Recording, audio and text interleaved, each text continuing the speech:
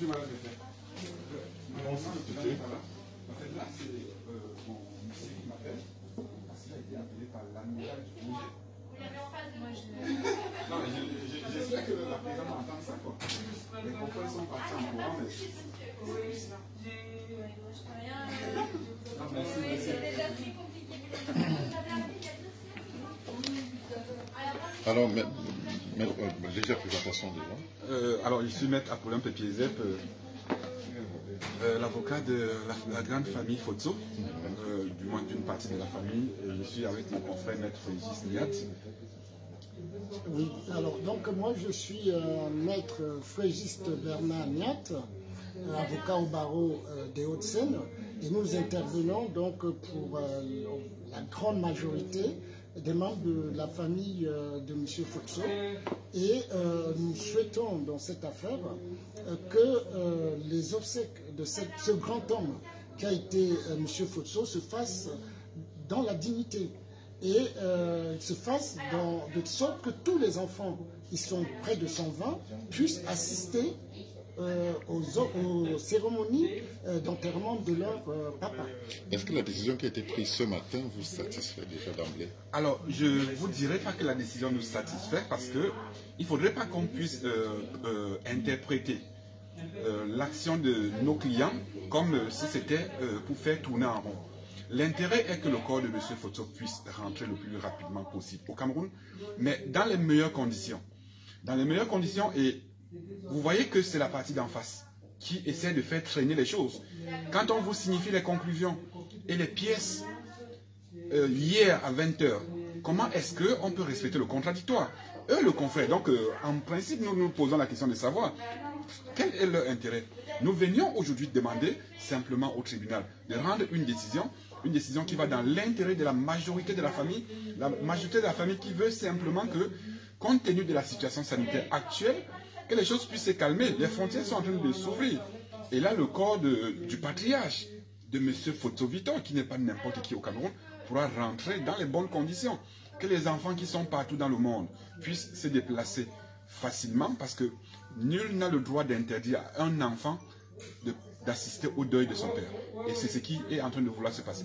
Et oups, vous avez un coup de fil qui, comme quoi, la dépouille semble être au niveau du budget.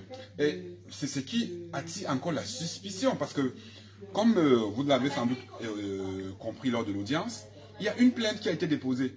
Une plainte qui est déposée et qui est motivée une fois de plus par cette volonté de précipitation. Qu'est-ce qu'on veut cacher? Qu'est-ce qu'on cache aux gens?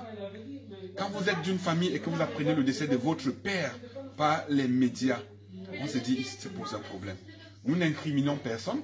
La famille, les veuves que nous défendons, veulent simplement savoir de quoi et dans quelles conditions est décédé M. Victor Fotso. Merci.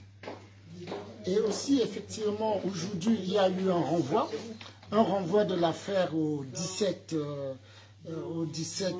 juin. Et nous apprenons à l'instant que, alors que l'affaire est pendante devant le tribunal, il semblerait que dans cette volonté de soustraire le corps, en tout cas la dépouille, aux enquêtes, il semblerait que déjà le corps se trouve j'allais dire, on est en train de vouloir, malgré la procédure, acheminer le corps précipitamment au Cameroun. Est-ce que c'est possible, ça? Alors, c'est possible, mais il faut, et nous allons intervenir juste après votre interview, pour effectivement informer les autorités portuaires, aéroportières, qu'il y a une procédure en cours et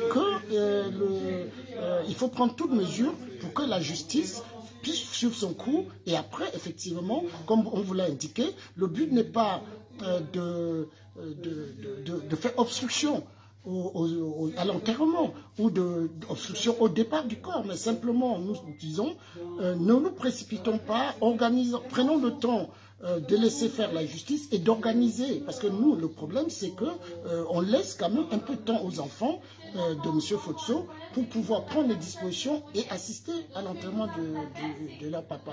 Et donc une semaine ou quelques jours de plus ou de moins, je ne pense pas que ça puisse handicaper les cérémonies d'obsèques. Encore que aujourd'hui au Cameroun, alors que M.